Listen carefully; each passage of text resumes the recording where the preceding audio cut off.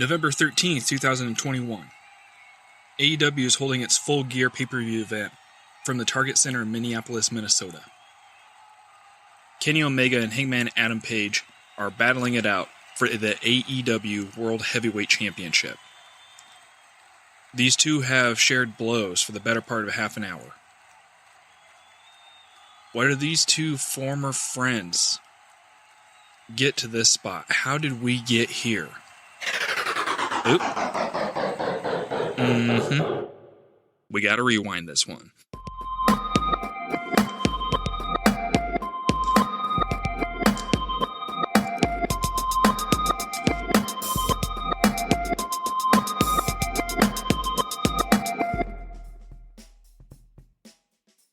So, right off the bat, there's a couple different factors that make this feud different than the ones that we've covered thus far.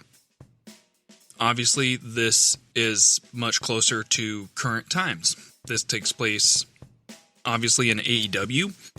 AEW's only been around for 5 years as of the recording of this video, so during the time of this feud, the story actually sort of starts before AEW. And the story, by and large, is not necessarily a rivalry per se. Now, hold with me. Bear down. What this story is sort of Hangman Adam Page's coming-of-age story from a relatively unknown independent wrestler to possibly a world champion. The Hangman Adam Page that we see today, that is a bona fide main event talent that has had a pretty bloody and iconic feud recently with Swerve Strickland. Going back a couple years ago, Hangman was not in the spot he was. Hangman was a fledgling independent wrestler on the East Coast independent circuit and in Ring of Honor back in sort of the second generation Ring of Honor days. Hangman's first really big come up in the wrestling world is befriending the Young Bucks, and the Young Bucks inviting him into their Bullet Club group that they were a part of. Now, if you don't know who Bullet Club is, just go down to your local Hot Topic and buy a t-shirt. Oh, no, but just kidding. Bullet Club was, and still is, sort of, but not really. But for a number of years, for the better part of a decade, in the 2010s, Bullet Club was the top Gaijin stable in New Japan Pro Wrestling. Gaijin being a Japanese term meaning foreigner, and attributed to wrestlers who are not of Japanese heritage. Formers. Typically over the years, a lot of Americans, but pretty much anybody. Now, in this time frame, we're talking 2015, 2016, 2017. The leader of the Bullet Club was Kenny Omega. If you don't know who Kenny Omega is, pause this, go Google him, come back in a couple days after you've watched all of his awesome matches, and then we'll pick up. I'll wait. Okay, we're back. So at this point, Kenny hadn't achieved the godlike status that some would attribute to him nowadays. But at this point, he's still in that A tier of wrestler. He's still at the top of his game. And most importantly, he is the leader of the Bullet Club. He is sort of the, I don't want to say teacher to Hangman, but in a way, Hangman sort of idolizes him. Maybe not overtly, maybe not in a way that you can really see concretely. This is a talent who was at the top of his level, who has conquered a couple different Japanese promotions. He's on his way to conquering New Japan Pro Wrestling. And Kenny sort of takes all of Bullet Club under his wing and propels him to heights that the previous two leaders, Prince Devitt, who became Finn Balor, and AJ Styles, who became AJ Styles in WWE, respectively, that these guys didn't get to. And it wasn't because either Finn or AJ were holding back Bullet Club. It was because all of New Japan was really hot. AJ's feud with both Shinsuke and Tanahashi in New Japan, for example, had elevated all of the boats, so to speak, of the wrestling talent. And Kenny was about to embark on his infamous set of matches with Okada in a couple years. But of course, we're not talking about New Japan. We are talking about Kenny and Hanger's feud from AEW. So to jump forward a little bit to 2018, 2019, the elite faction of the Bullet Club being Omega, the Young Bucks, Hangman, Cody Rhodes, and Marty Scurll, who we'll just sort of push off to the side because he's fucking creepy. The elite branch off, and with the help of billionaire Tony Khan, they form AEW. What happens is Kenny, the Young Bucks, and Cody, they all get the additional title of EVP within the company. Hangman does not. Now, I don't know if he was offered and he refused, if he was never offered, if he wasn't, and maybe still isn't, interested in general. But as far as at least kayfabe, story-building context, he's the one member of the group of wrestlers that came over from New Japan that didn't get any type of ancillary title. However, Hangman is positioned to battle with Chris Jericho to see who becomes the inaugural AEW World Heavyweight Champion.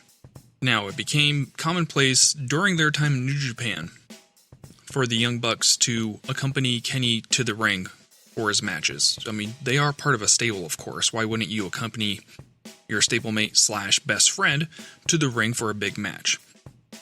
Hangman does ask the Young Bucks to accompany him along to the ring for his match versus Jericho, and they decline. Hangman subsequently loses this match, and Jericho becomes the first AEW World Heavyweight Champion. Was Hangman really ready to be the first champion for this fledgling company? Maybe not, but it was the start of a sort of downward spiral. After this, because of his shame of not being able to A, win the title, and B, live up to the level of the rest of his stablemates, Hangman tries to quit the elite. The Young Bucks won't let him. They simply refuse, and to deal with his pain and his shame, Hanger starts to hit the bottle. And much in the same way that drinking beer got Steve Austin and the Sandman over, drinking might just get young Hanger over. He actually does adopt the nickname Anxious Millennial Cowboy. And it's not hard to imagine why, with the younger audience of wrestling fans, why Hangman wouldn't get over. He's full of self-doubt. He's always measuring himself up to other people's accomplishments while not really enjoying the fruits of his own labor. He's always looking for outside validation for his own achievements. I mean, if this isn't anybody under the age of 35 that you know, I don't know who is. To make his cowboy friend feel a little bit better, Kenny forms a tag team with Hangman. There is a major point of contention which grows the rift over time between Kenny and Hanger. Kenny, for the most part, is pretty straight edge. Doesn't drink, doesn't smoke, doesn't do any nefarious activities of that nature. Whereas Hanger is literally taking beers out of fans' hands and chugging them mid-match, maybe? I honestly can't remember if he did it mid-match once, but I'm pretty sure he did. It sounds like something Hangman would do, but I digress. The team of Hanger and Kenny actually get over pretty well. I mean, two beloved characters, what's not to like? They face SCU in January of 2020 on the Chris Jericho cruise for the tag titles, and they win. It's pretty big.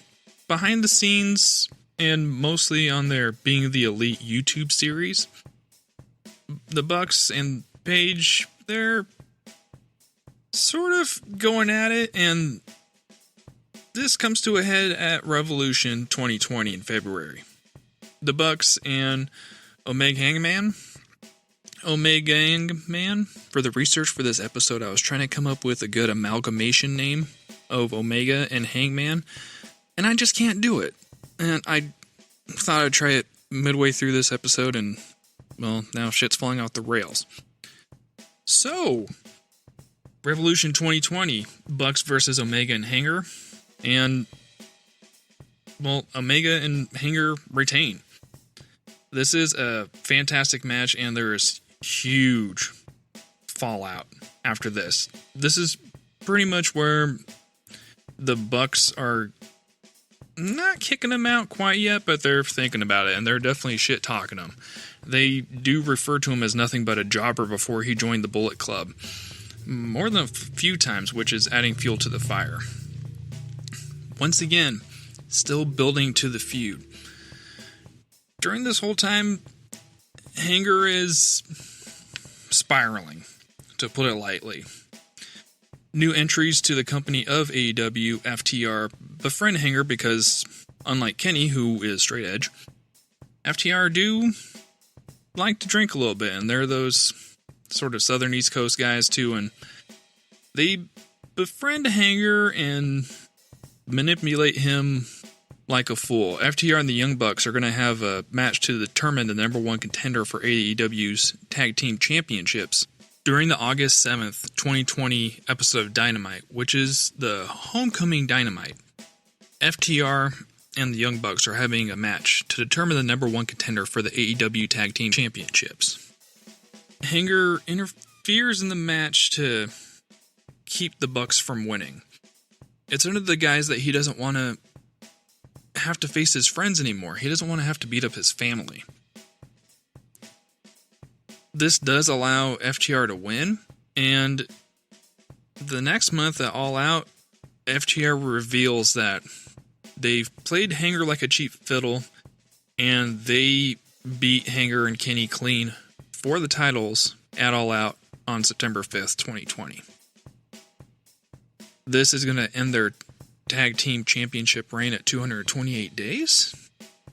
And Kenny is going to leave a exhausted and beaten Hanger in the middle of the ring. 2 months later, at Full Gear 2020, we are in the final stages of a tournament to determine the number one contender for the World's Heavyweight Championship, currently held by Jon Moxley. The finals, of course, come down to Hangman and Kenny. And who do you think wins? Kenny. Of course, this causes Hanger to spiral even harder. He starts hitting the bottle more. But all hope is not lost. The Dark Order come in to try to recruit Hanger. The Dark Order are a loose collection of misfits that were brought under the umbrella of a cult leader named Brody Lee.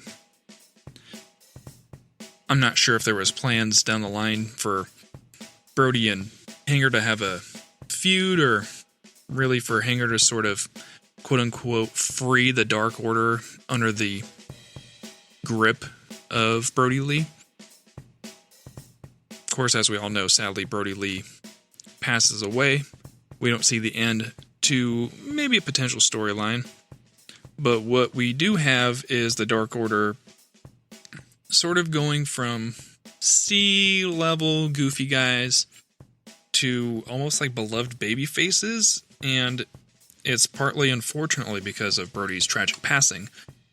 But you can't help but think that it's partly because of Hanger and the fact that everyone is just feeling for this guy, and His emotionality when he's in front of the camera is just so raw. He has that sad puppy look down like a mother.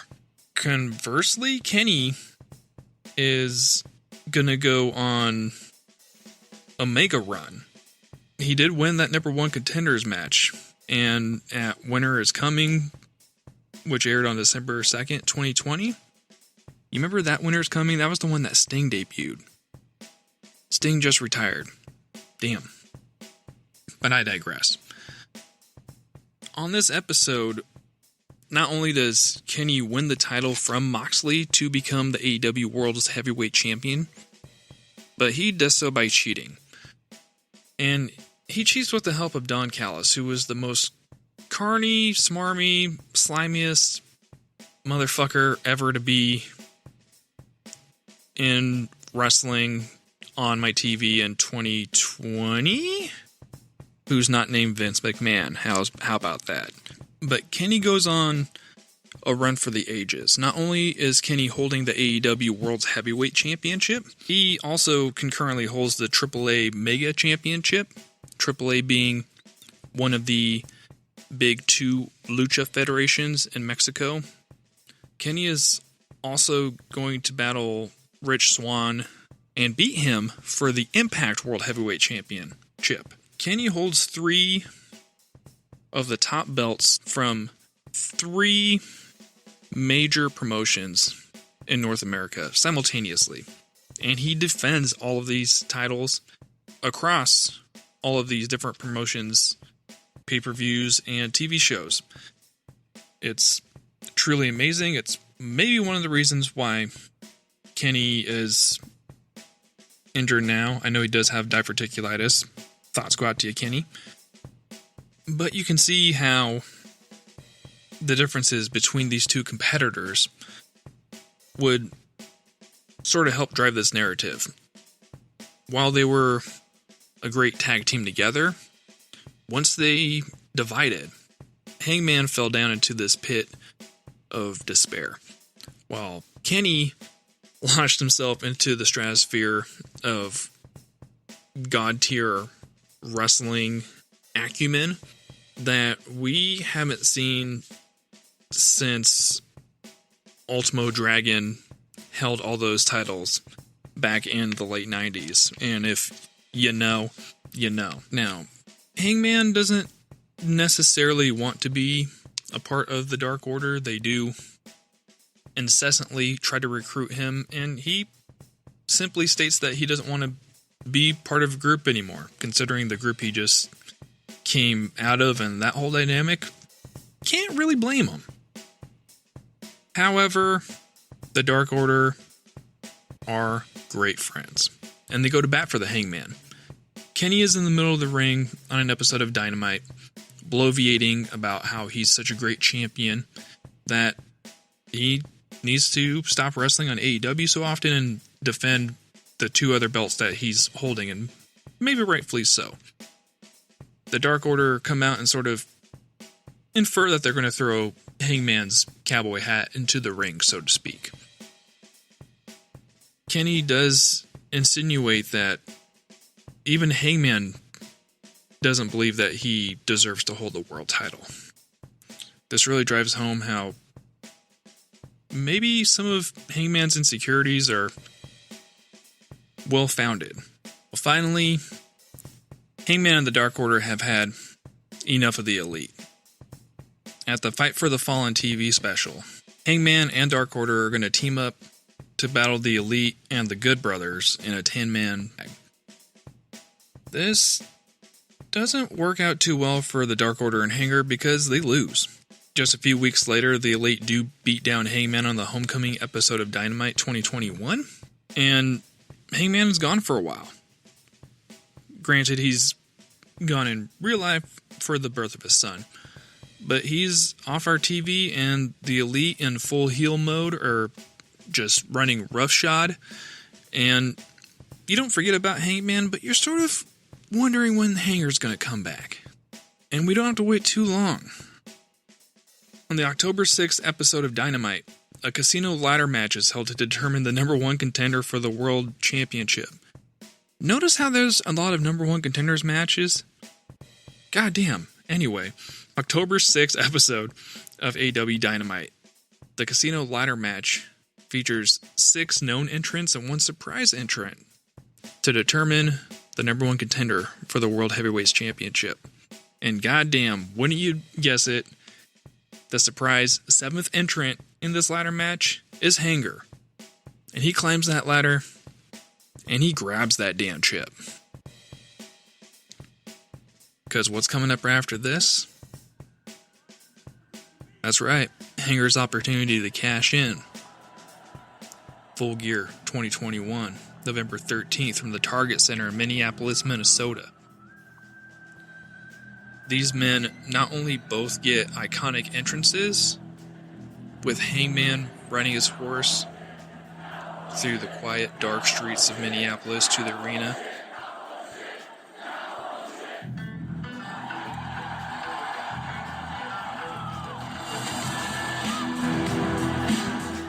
Well, Kenny gets that classic Justin Roberts entrance.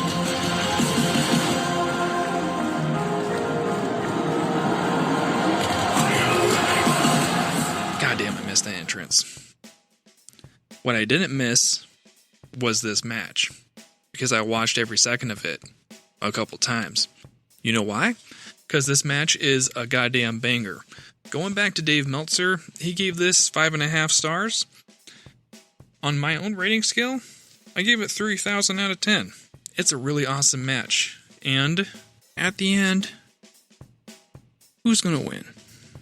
After 30 minutes, it might have taken Hangman hitting Kenny's own one-winged angel finish, a buckshot to the front, a buckshot to the back, and another buckshot lariat to the front to put Kenny down for that 1-2-3.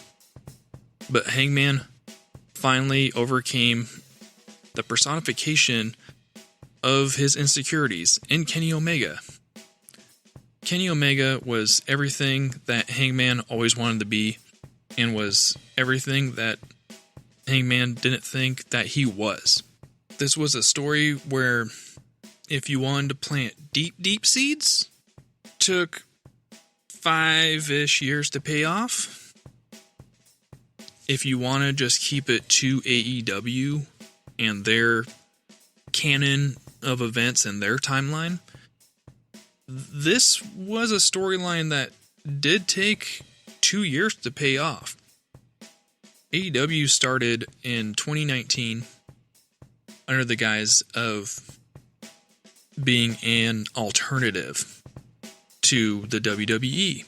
And at the time, WWE wasn't doing real long-term stories.